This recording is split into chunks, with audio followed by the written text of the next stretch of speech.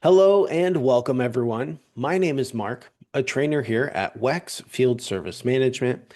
And today we're covering customer account management. This webinar covers your customer list, merging and deleting customers, customer sync, how to search for customers, how to create new customers. We'll do a customer page overview and look at customer status, referral source, quick actions, billing address and locations, settings and preferences, growth potential, attachments, customer timeline. We'll look at the payments tab, equipment tab, maintenance plans, and contacts tab. We'll look how you can auto generate customer numbers if you would like to do that, look at some customer reports, and then a live Q&A at the end where you'll be able to get your questions answered live on stream. Without further ado, let's go ahead and dive into WEX FSM.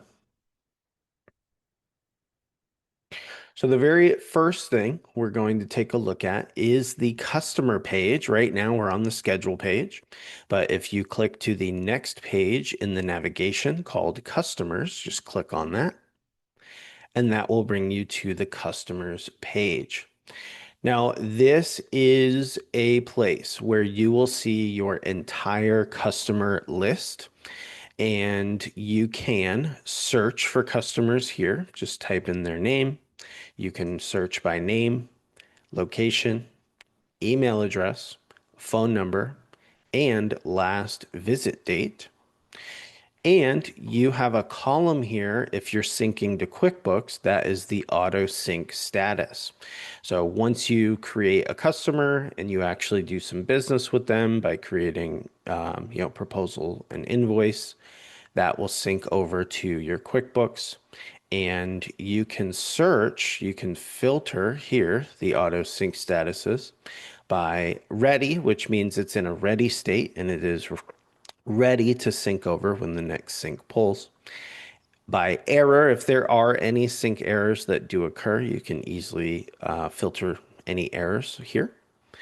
Syncing will show you that it's in the process of syncing. And when it's done, it will go to a synced status. And then you know that that is now in your QuickBooks. From here, you can also merge and delete customers. If there's a customer profile you want to get rid of, you will simply select them and hit delete. And if you have, let's say, two customers that you want to merge, you will select both accounts, click merge, and now you will just go through the merge process. You'll select who you want the master to be, and that just means that everything from the other account will be merged into the master account. Now, if you're syncing to QuickBooks, it is very important that you are doing the same exact merge in your QuickBooks, and you want to do that first. That way, when WEX FSM syncs down to QuickBooks, it's a one-to-one comparison, and the system, won't even have the opportunity to be confused.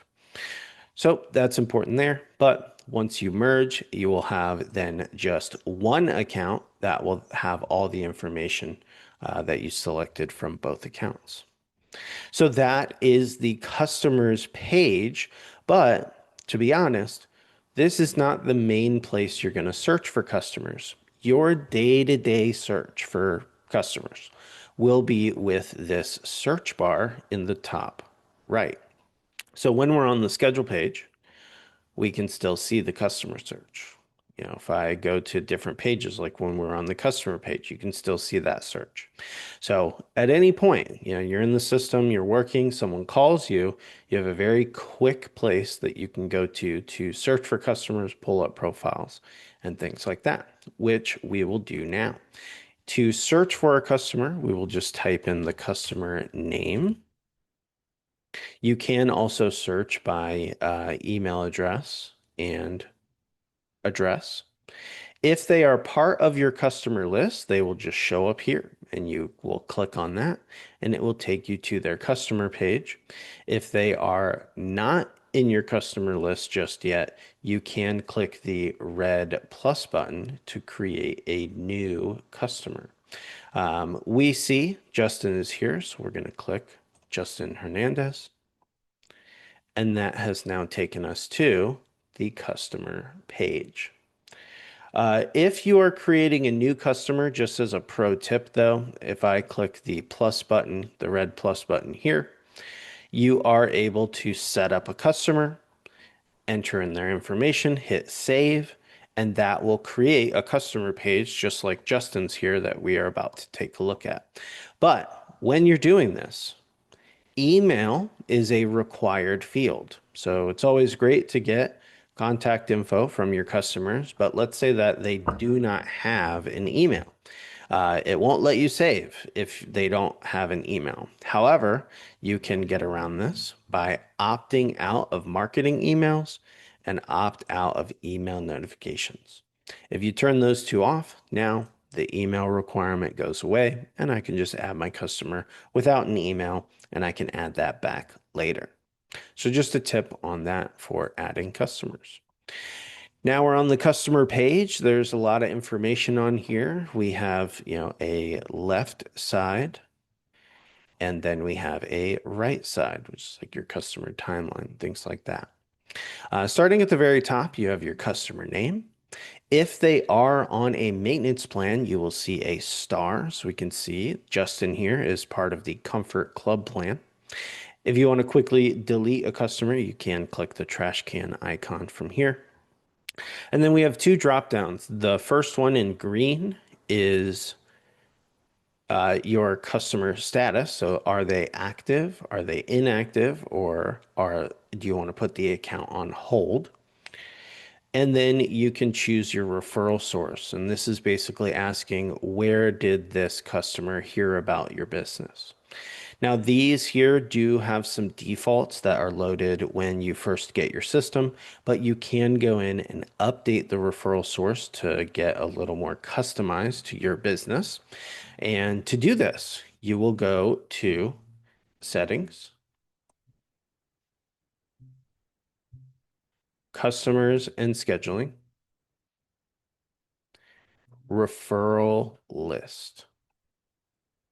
And the referral list, this is where you set up your referral sources.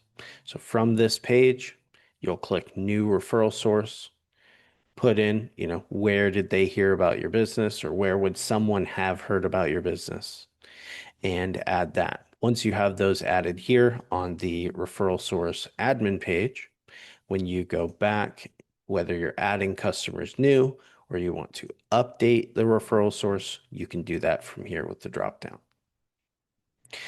On the Oh, and Josh asks, is there a way to delete the stock referral sources? I believe so. So Google Internet Search is one that came with. If I just click on that, you hit delete and that should allow you. Let me check some of these others. Word of mouth. Yep. So when you're on this referral source page, you just click on the source and hit delete. And so you can get rid of any that are, defaults that you don't need. Josh, let me know if that answered your question for you.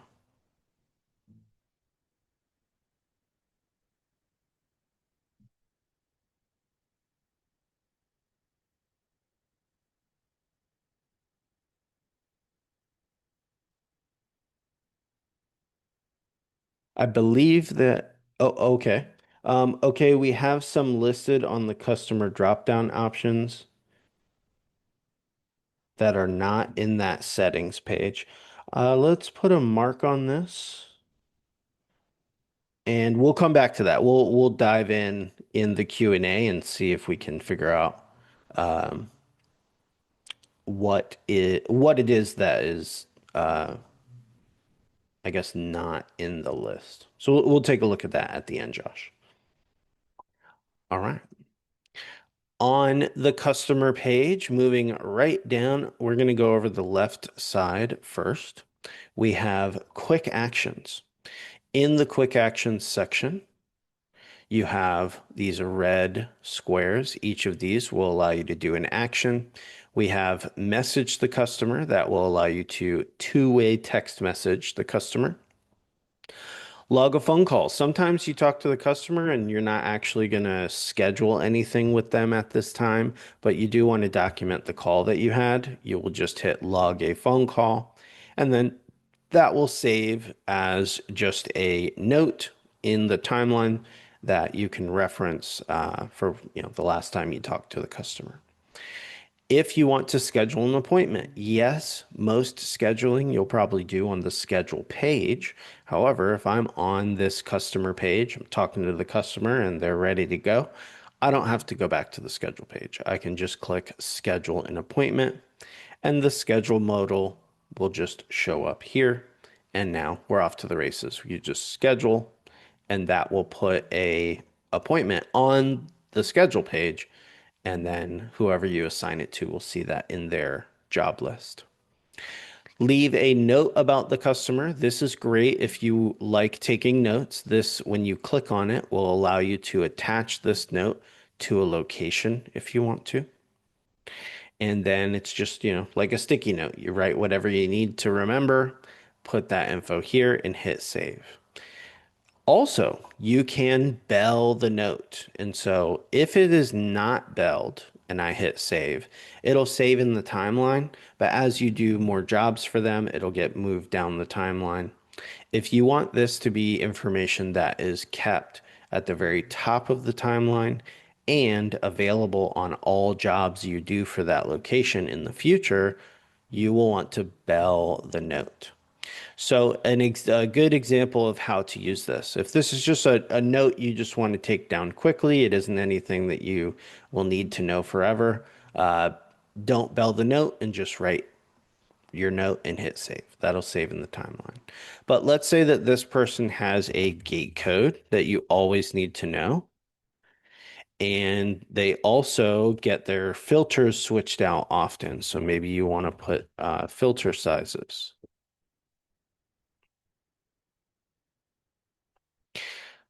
Bell that note and hit save. That will then become a pinned note at the top. You can have multiple notes. And then when I create a job, it'll automatically throw that note into that job. That way the field technician can see the gate code and the filter sizes and all the important info that you've added there. If you want to delete a note, you will simply hit edit and then delete. After leaving a note with the customer, we have create a new job form. Let's say that you just want to instantly create a proposal or an invoice, or even get a job folder set up that's empty, and then you can fill it out later. This is the quick action to do that. I will click create new job form. You can select which address this job is referring to, and then select the job type. Enter in the job name, and then you have a couple options. If you want to create a job with no job forms in it, click the box here. That will only create a job, and then you can fill it out, add appointments, proposals, invoices, whatever you need to it later. Or you can go ahead and get a job started instantly with a invoice or a proposal. And that is how you can create jobs from the customer page. Down below, we have the primary contact. When you're setting up the customer, you'll choose, is this a residential customer or is this a commercial customer? Commercial allows there to be all the same info as residential, but then also offers a spot for a business name. You can select which contact type this is. Maybe this is the owner. And you will want to make sure that you hit save. Keep in mind that if you are going to use the text messaging feature within WEX FSM, that you do need to have their texting number in the mobile field. If their mobile phone number is in the home phone and nothing's in the mobile phone, if you try to text them, it will not work. You need to have their mobile phone in the or the phone you want to text in the mobile phone field. Just underneath that, we have our addresses sections. There is a billing address. This is going to be any billing department address that you need. Locations, this is going to be any additional locations this customer has. So, single family home, maybe they just have one residence. You may only need one location. But Justin here has a couple rental properties. And this is an area where, let's say you have an apartment complex and there's hundreds of apartments. You will still be able to use locations here to add as many sub-locations as needed. You will simply click the red plus button here, enter in the information. You can even set a default tax group if you want. A good use case for that. Maybe this is a school and you are deciding not to charge them the normal tax. You would just come in here, select your 0% tax, and then when you go to do jobs for them, it'll default to whatever you set as the default tax group here. Just underneath locations, we have settings and preferences. This is which payment method do you want to allow this customer to use, their payment terms. Maybe they prefer a Spanish speaking technician. You can set their preferred communication. And then from here, we talked about this earlier, you can mark them out, or sorry, opt them out of emails from the toggles here. And you can even select the preferred technician. So maybe you get a really great review from a customer and they say, Dustin was the best, technician I've ever seen. Please send him back to us next time. You can go ahead and set that here. And then when you go to schedule an appointment with them again, it will let you know that Dustin is the preferred technician. We have growth potential, good use case for this. This is just saying that they have a piece of equipment or a system that will require replacement in the future. Perhaps you are at their location for the first time. You will document, and we'll get into this a little deeper, but let's say you document their equipment and you put that equipment in, then you can come down here and just say, how much is their future system going to be if they upgrade? And then when will that replacement be needed? And then this is really just kind of like a sticky note that is reminding you that you have some revenue potential. You can also add attachments here if you need to attach anything. Just realize that if you attach as a customer attachment, it will be saved here and not related to any jobs. But if you add a job attachment, you will attach it to a job. And then if you go to that job folder, you'll see the attachments. And then now we are on the right side. So going back to the very top, we have the timeline. This is going to be all of your jobs. So when I click, create new job form and I create a job, we'll see those jobs here as these gray rectangles. Each job will have a job number. If I want to go into the job, I will click on the job number. And then that brings us into the job page. If I want to quickly view what is inside a job, I will just click the red arrow here. That's a drop down. And what I like about this is if you really want to just look through these without having to click into every single job, you hit that drop down and now I can see everything that's inside of this job. Appointments, proposals, notes, attachments, whatever it is, I will be able to see what's inside with the drop down arrow. You can filter. So right now, all information is saved individually inside of each job. But let's say I want to look at all of my proposals that I have. It will pull every proposal out of all jobs and give you a list now of all proposals for this customer. And the same goes for invoices, payments, calls and notes, things like that. You can also search. You can search by proposal number, the amount, issue date, products, parts, or part source. Type in what you want here, and then that will pull up. Payments. This is a great place to see your customer's balance. So if they do owe you any money, if they have any outstanding invoices, you'll see the total of all outstanding invoices here. You have some options for taking payment. So typically, you're taking payment from invoices. When you create an invoice, you would either show it to your customer or send it to them and they can pay online. However, you can just come to the customer page and take a payment. Maybe they are in the lobby. Maybe you sell some things in your lobby and you just need to process a payment right at the register.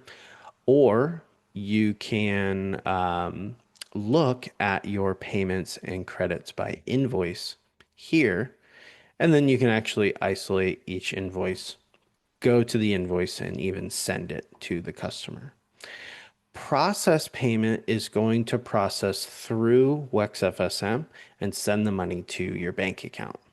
Record payment is going to be if you're processing outside of WEX FSM.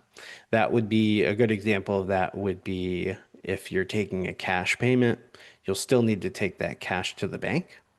And so record payment allows you to document that you took that payment. And then you can add a credit or refund if you need. If someone pays, let's say, with a debit card and you refund them, it will be refunded to the original payment source. Um, and just to give you an idea of what this looks like, if I click process payment, you have the option to select multiple invoices. Maybe someone sends you a check to pay for 3 jobs. You just take that check, select the 3 invoices, and then you'll be able to take payment from there. You can enter card information. You can enter bank account and take a like a ACH or check payment. And then stored is going to be if they do have any stored payment info on file, and they have given you permission to take those payments on their behalf. Once you're done, you'll go to the bottom and hit process payment. These tabs just underneath here, so payments and credits by invoices, will allow you to see the invoice, whether there's a payment attached and what the balance is. You can also see any payment plans. We do have a option where you can set people up for a recurring maintenance plan payment. So you'll see that if you have any recurring payment plans set up for them. If they store any payment info on file, you'll be able to add or update that here. And then customer statement history, if you send a statement out to them, you'll be able to see that here. Equipment tracking is really important. Knowing, what is on location when you get there is really helpful. So you can do this from the office or from the mobile app out in the field. You will simply click add equipment, and that will allow you to now add equipment, assign it to a location, and you can get really detailed here. Equipment name, model number, manufacturer number. Is it in a confined space? Any warranties that are available. You can even take a picture of it. And then this will save to hit save at the bottom, and that will save to the customer page. What's nice about this is once you add a piece of equipment, it will then be attached to that location. So if you create a job in the future, the equipment information will automatically transfer over to that new job. That way, let's say the technician is out there, they just want to get an idea of what is there before they go inside. They can easily see that from the equipment tab. Maintenance plans tab. This is where you can view and manage maintenance plans for this customer. We can see that Justin has been signed up for the Comfort Club plan. I can see this is a completed appointment. So we did go out and do this heat cleaning back in the fall. And then we have a new one. So I can see that the AC cleaning we have not done yet. And if you want to schedule that, you could just do that right from here. If you click on the calendar icon, This is now scheduling this appointment specifically for this AC cleaning job. Today is not a maintenance plans webinar, but just to give you a tip on maintenance plans when you sign your customer up for a maintenance plan, if you want to manage and schedule their visit, you can easily do that right here from the customer page. So maybe customer calls you and says, "Hey, I'd like you to come out and do the maintenance. We're about to go on vacation for a while. Like, let's get that done." Go to their customer page, go right here and schedule. And then we have contacts. Contacts are going to be anyone that you want to communicate with as it relates to this account. So, for example, here I've added Justin, who is the primary contact, but I've also added Marie and Joey. And so if I need to talk to any of them, they are now here in my customer list. All right, so let me check my notes before we move on. Okay, excellent. So that is the overview of the customer page. But now let's see, there is one option. This is a personal preference, whether you want to use this or not. But we are going to go to settings, customers and scheduling, and customer preferences. The customer preferences page, this is a spot which will allow you to generate a customer number. So by default, your system will create job numbers, and maybe that is the main way that you are tracking everything. You're just looking at the job numbers. If you want to also have customer numbers generate, you can turn that on from here. And you can even select the starting number for the customer numbers. Some of my customers do use customer IDs, and this is a way to turn that on. You can also decide the QuickBooks customer format. So when you're looking at customers, you can set it to be, last name first if you prefer that, first name last, or sorry, first name first, etc. So up to you if you want to use this, but I do just like to point out that this is here. Next, let's take a look at some reporting. So we are going to go to the reporting page. So if you click on reporting, that brings you to the reporting page. And we have, if you scroll down, over here, under customers, there is a customers report. So click on that. That will bring you to the customer report. And from here, you can just dive deeper into your customer info. From the top here, you can search by customer creation date, last visit date, include customers with no last visit date, maintenance plan statuses, customer types, customer statuses. You can type in the search here to search by name, location, email, phone number, and referral source. And as you update these filters here, it will update the filter down below. And then we have the customer info. So you've got the customer name, addresses. It's kind of like all this information you can see individually on each customer page, but this allows you to see the same info now in bulk with multiple customers at a time. But just a nice place to dive deeper into your customer info. All right. So that is all the information we have for today's presentation. I do thank you so much for joining. We're going to jump into our Q&A now, but I think we are ready to end the presentation. My name is Mark with WEX Field Service Management, and this has been Customer Account Management.